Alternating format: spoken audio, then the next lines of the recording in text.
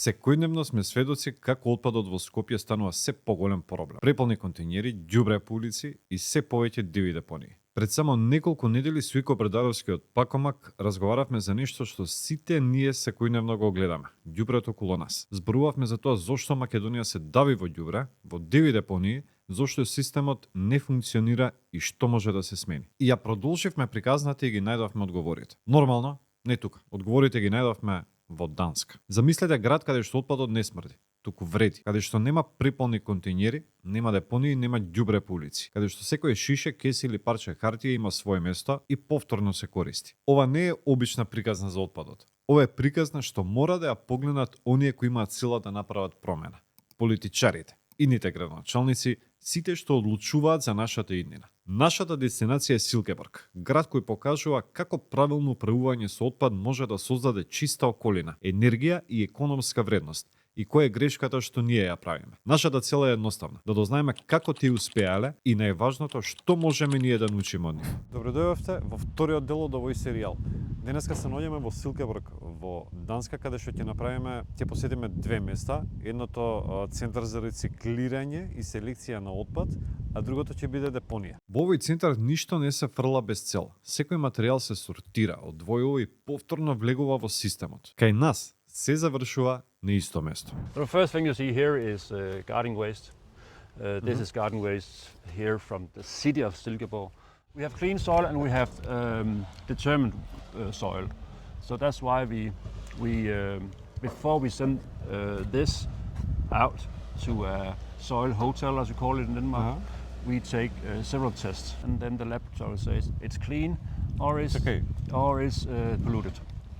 If it's polluted, we drive it to a soil hotel just behind the trees over there, actually, where it's been spread out, and then every 3 months, they turn it around the soil, and over time, it's cleaned.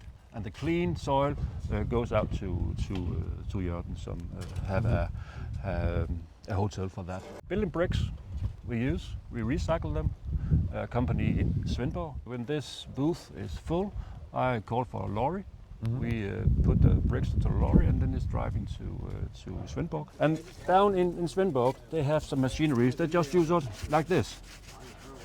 And then you have a clean stone, clean brick, and you can sell them out to the market again. And the government in Denmark has decided that the next 5 years, every public building, every public restoration must have 10 to 20% rebuilt material. So our government is taking a stand and saying we want to use recycled building materials. That's with cement. We also use them as road materials, but we have to separate it because there's a lot of cement. This is big. We call it the rest after sorting. If you have done everything you can do, you try to sort it out, the whole place. This is the rest. You can't sort it out more. You can put it here. When this booth is full, we take it to on a lorry. We drive it out to Jørgen. Jørgen's people has en neddeler, making this to a material you can burn in our power craft for heat system. Central heating. Yeah, central heating.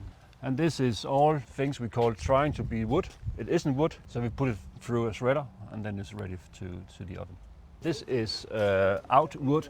You use same or not? No, not the same. This is full of chemicals, so we call it impregnated tree. And this goes to Germany. Germany has a license to burn it. We don't have license in Denmark to burn it. Yeah. Because it's making a bad smoke. This is clean wood. This is always put on a lorry, and then we drive it to Jørgen and put a shredder, and then we make new cupboards out of it. So we recycle it, making furniture out of it. In this yard we have yearly about 240,000 customers coming in here with different kind of materials. So this setup, these yards in all over Denmark, is basically meant to be a service for the public.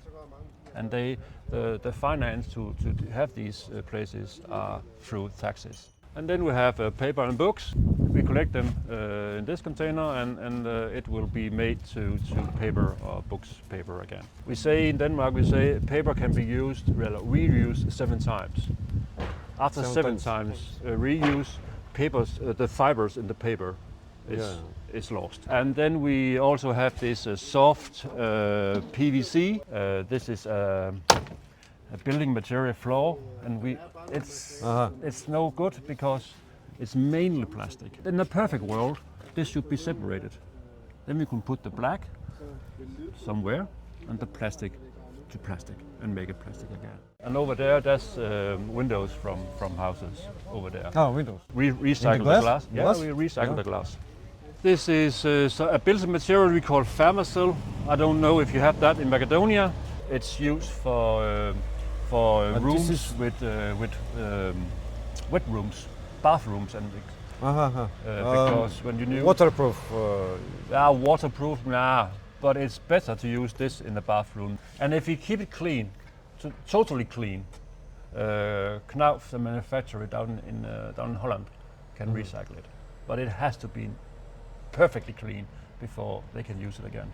Hard plastic is separated from building plastic because building plastic have a lot of PVC in it because of the handling, the process of the recycling process. Different. Yeah. Yes. So this is iron. These 3 containers. So you can see here. This is what we call hard plastic in Denmark. Oh yeah. We pull this together in the industry, trying to recycle it, shredding it down, heated it up, make new plastic out of it. The gips out there, and then clean, soft plastic. And over here we have what we call dangerous waste. It's painting, turpentine, chemicals. And you can see what it is. Want to sniff? No. We have here lined up. These kind of materials must come to this one. These kind of materials must come to this one, and etc., etc., etc. We do that because if you take, for example, I don't know, if you take this one and you take this one in the same container, maybe you will make some chemical process, and then it's bad. And these containers, when they are filled up, when we close it, we put it over here, and then a lorry come from Marius Peterson, and they take it, and it's being sorted out. This is a container for painting. These are electrical cords, and we take them because of the copper, and the PVC is also a problem if you mix it. Ниту еден систем не функционира без луѓето. Тука секој знае што каде се фрла. Не затоа што мора, туку затоа што така треба. Свеста и дисциплината на граѓаните се најсилниот дел од целиот систем. Тука ништо не се фрла. И има нешто интересно. Постои продавница каде што граѓаните може да донесат работи што веќе не ги користат. Мебел, апарати, предмети за домаќинство. Се продава со символична цена. Не сум доаѓаме во продавница, во шопинг центар, не знам. Во Данската го се наоѓаме во фабрика за рециклирање на отпад. Еден дел од фабриката изгледа баш вака. This is a shop. We have about 1,000 square meters shop. So we have almost everything. All what you see here is being given to us from our customers, from the citizens, and we are only one shop doing this. When you buy this as new, as a consumer, you pay 25% in taxes. And then it's used, we put it over here, and because we are a registered tax-paying company, we must pay 25% again. So that's logic. taxes on taxes and taxes on taxes. But you can see we have almost everything. If you have some homeless people, they get a flat, they can come here and just pick whatever they choose to make the interior in the flat. And that can be chair, tables, kitchen, household, televisions, whatever. They can come and get it here for free as well. It's better than throw it out at the depot. Maybe you don't want to use it anymore. Give it to recycling stores and they can have new lives, a new loop. Она што не може да се рециклира, не завршува на депонија. Од Данска отпадот се претвара во топлина и електрична енергија. Додавме на местото каде што отпадот се претвара во енергија. Со тоа се загреваат илјадници домови и се намалува потребата од фосилни горива. Моментално се наоѓаме во овој видео го снимам во депонија, почисти отколку градскиот парк во Скопје. Тука Јорге ни објасни подетално како функционира тоа. И искрено останавме без зборови кога се уверивме како всушност изгледа депонија во Данска, за разлика од кај нас. Each citizen in Silkeborg makes about 65 kilos of food waste a year. And here you can see we have two silos for the food and one big silo for the rest. Now the smell has woken me up. That's lovely. Then you can see there's about 5 meters down here. That means that the trucks can load off the wastes. What do you do with the food then? They go to a company in Viborg who put it in a big barrel and they turn it and they can take off all the plastic and all the things that mustn't be there. They make biogas out of it. And when it's done with that, you can put it out on the farmers' grounds. Па така, наместо отпадот да им представува проблем, туку отпадот представува ресурс за топлина и енергија. You see in here we have the pipes from all the wells out of the place in the whole area. And Nikolai, who's a guy who watches out for this, is going and he decide how much he got to suck in the different wells. Our goal is to suck equally over the whole place. It is methane gas, who is not good for the environment, and therefore we have to suck it in here and burn it off in our motor, as we have right beside us. We only have this one to do the suction, and we don't put anything else in it. It's only the gas from the deponie we are putting in the motor. And you have a pipe over there who leads the gas in here. It's a bit noisy in here. This one is going 24/7, you know. And this is a generator who makes the power. Is the liquid okay, or? This is water. Рециклирањето овде не е трошок, туку инвестиција. Секторот за отпад создава работни места, иновации и енергија. We collect this in the yards also, and we bring it out here and we press it in barrel 40 times. We can press it about 40 times. When we drive with loose flamenco in a container like this, we have about 180 kilos. It's nothing. Yeah, because it is light. Yeah. And then we press it. We can have about 15 tons on a lorry when we ship it out. We get about 4 crowns a kilo when we sell it. Добро, видовме отприлика надвор што се случува со една фабрика за рециклирање на отпад во Данска, во Силкеборг. И сега ќе разговараме со гостина, со човекот што не прошата тука, еден од менаџерите, директорите во оваа фабрика. Првото прашање е како е организирано управувањето на отпад во Данска? Here in Denmark, the waste management is organized by our government. In Denmark, we have 420 recycle yards where our citizens can come with their waste and sort it in various fractions. Колкав процент од отпадот се рециклира, а колкав оди во енергетска ефикасност? The percentage of the waste is varied to what type of fraction it is. Plastic is maybe 40%. Concrete is only 10%. So it 10%. varies for the different fraction. Waste being recycled, all in all, put together, about 35-40%. Yeah? Yeah. This is good or? That's good. That's good. Дали постојат диви депони во Данска? We don't have any illegal landfills in Denmark. Yeah. Our landfills are all controlled by companies, and for us to be allowed to get into the landfills, we need to be registered as a company Yeah. and we have to pay quite a lot of money to bring waste to the landfill. Колку тони отпад се собира во Данска? The annually waste is 12.5 million tons in Denmark. Како ги едуцирате граѓаните за да го сортираат отпадот правилно? We try to tell the good stories. We try to tell the citizens why it's a good idea. It's a good idea because we take care of the environment. It's a good idea because we can recycle a lot of the waste. We can take old plastic and we can make new plastic. We can take our food waste and we can make it to gas production. So it's all about bringing the right mindset to the citizens and tell the stories why it's a good idea. Тоа се случува со ако некој граѓанин фрли или остави отпад на погрешно место.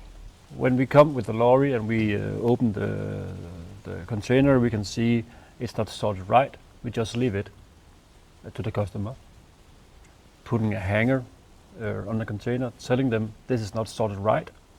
You have to do better. We come again in 2 weeks and hope you've done better. Then he have to, if he wants his container to be emptied, he has to sort it right. Дали постојат казни за оние што не го почитуваат законот? No. No? We don't have fees for not sorting right. We're trying to reach the citizens verbally. So we try to educate as they go. Како Данска го користи отпадот за економски цели? Дали го гледате како ѓубре или како ресурс? Oh, in Denmark, it's definitely a resource.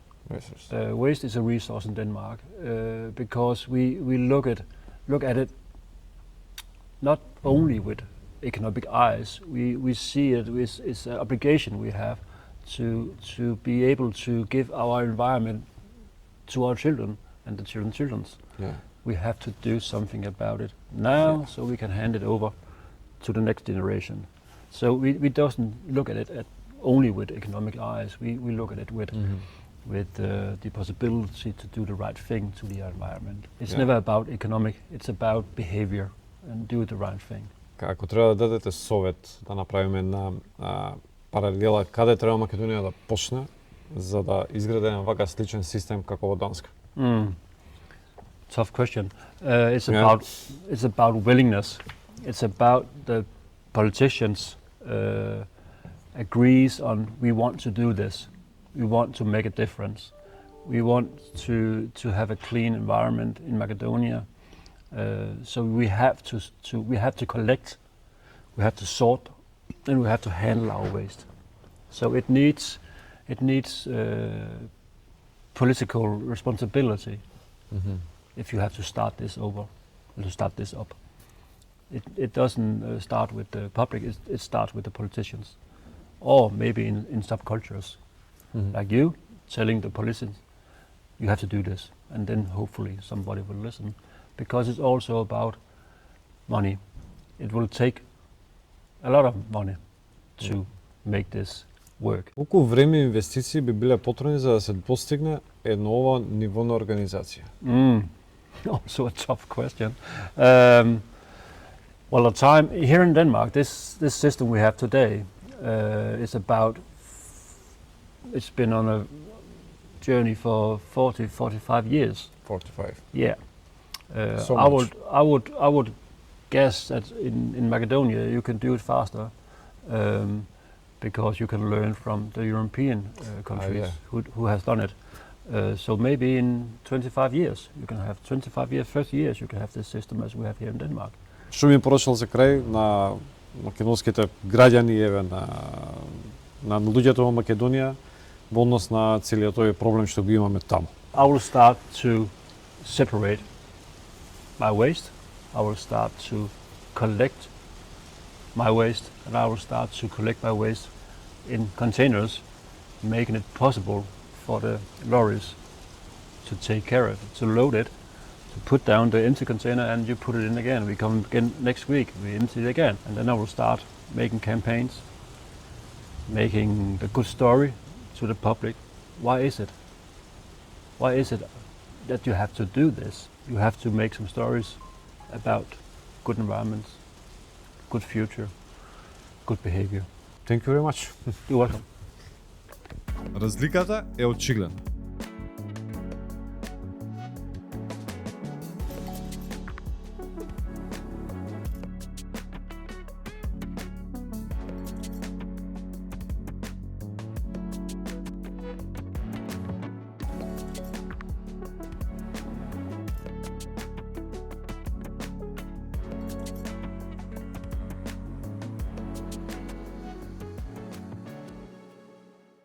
Кој е заклучокот? Каде лежи проблемот кај нас? Она што го видовме таму е резултат на години работа, на визија, на упорност, на дисциплина. Се е организирано, има простори за складирање, линии за секој вид материјал, свест, едукација кај граѓаните, можност за повторна употреба и енергетско искористување на сето она што не може да се рециклира. Кај нас нема систем, нема свест и речиси све завршува во контејнер или на диви депонии. Но, за да започнеме и ние, првиот чекор е едноставен. Селектирање на отпадот дома. Потоа едукација, создавање свест, навика. И на крај, создавање на систем каде што отпадот ќе се собира, ќе се складира и ќе се користи правилно. Далеку сме од нивото на Данска, ама тоа не треба да не обесхрабри. Напротив, овие примери ни покажуваат како да почнеме. Отпадот не е ѓубре. Отпадот е ресурс, енергија и можност. Прашање е дали ќе направиме да биде тоа така и кај нас. Што побрзо почнеме, толку подобро за нас. Сигурен сум дека го привлековме вашето внимание со оваа интересна тема која што не засега сите нас. За уште вакви видеа притиснете subscribe и следете ги видеата, сите нови видеа